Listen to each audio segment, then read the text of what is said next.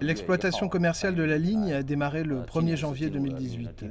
Cette année marque donc la 6e année d'exploitation de la ligne. Le chemin de fer Addis Abeba-Djibouti fonctionne en toute sécurité depuis maintenant 5 ans.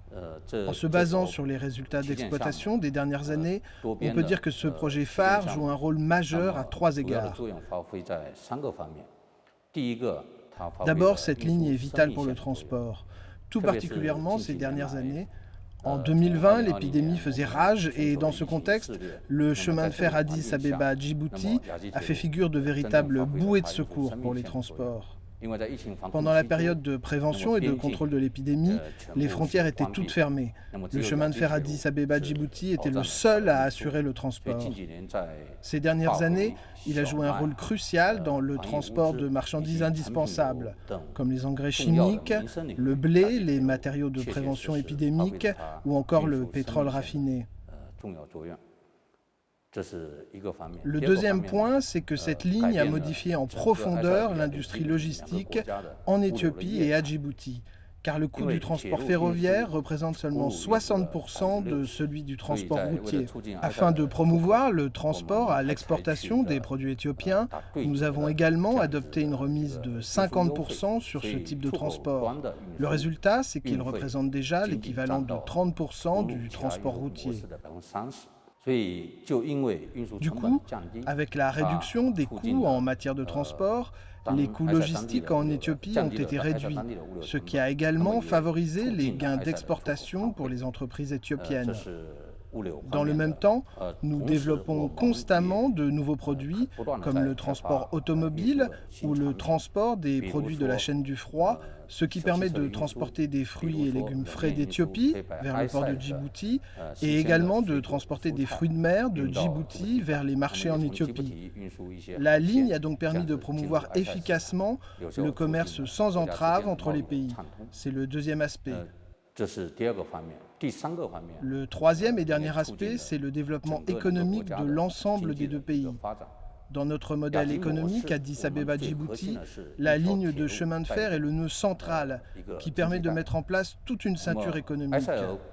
Au niveau national, en Éthiopie, nous prévoyons la création de 14 parcs industriels, dont 10 seront situés le long de la ligne Addis Abeba-Djibouti et dans les zones environnantes. Cela vous donne une idée de la capacité de rayonnement de cette ligne. Le chemin de fer Addis Abeba-Djibouti a favorisé l'industrialisation du pays et joue un véritable rôle de corridor économique avec un impact très fort sur les économies locales. Et bien sûr, il joue un rôle très important au niveau national. Pour les gens, ce qui est le plus important, c'est le sentiment de gain, de bénéfice. Pendant la construction et l'exploitation du chemin de fer Addis Abeba-Djibouti, nous avons formé beaucoup d'ouvriers et d'ingénieurs locaux, ce qui a favorisé la création d'un grand nombre d'emplois locaux. Un autre aspect, c'est qu'une fois que vous possédez certaines compétences, cela vous garantit un revenu stable. Cela permet d'améliorer le niveau de vie matériel des gens ordinaires et de les rendre plus heureux. Le troisième aspect, c'est tout simplement que cela vous permet de voyager de manière beaucoup plus pratique.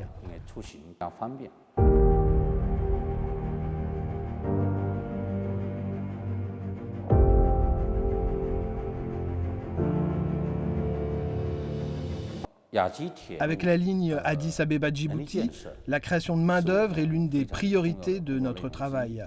Il existe 2 types de formations. Dans l'une, nos équipes, nos managers, forment les futurs cadres en tête-à-tête, dans une relation de type maître à élève. Le deuxième type de formation est inspiré par la notion à laquelle nous croyons fortement de lien ou connexion de peuple à peuple.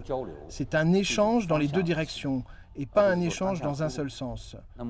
Nous sélectionnons des cadres moyens et supérieurs, des techniciens expérimentés et nous les envoyons en Chine. Ils y vont pour visiter, pour étudier et pour suivre une formation régulière. Cela leur permet de ressentir en personne l'impact du développement rapide de la Chine et d'acquérir une meilleure compréhension de la situation actuelle en Chine. C'est aussi propice à la communication et aux échanges entre nous. Le deuxième aspect, c'est qu'en Chine, nous avons des ressources de formation très riches qui permettent de se spécialiser, des programmes de formation méthodiques pour les employés de niveau supérieur et les techniciens expérimentés, de sorte qu'ils ressentent tout de suite les effets de la formation technique.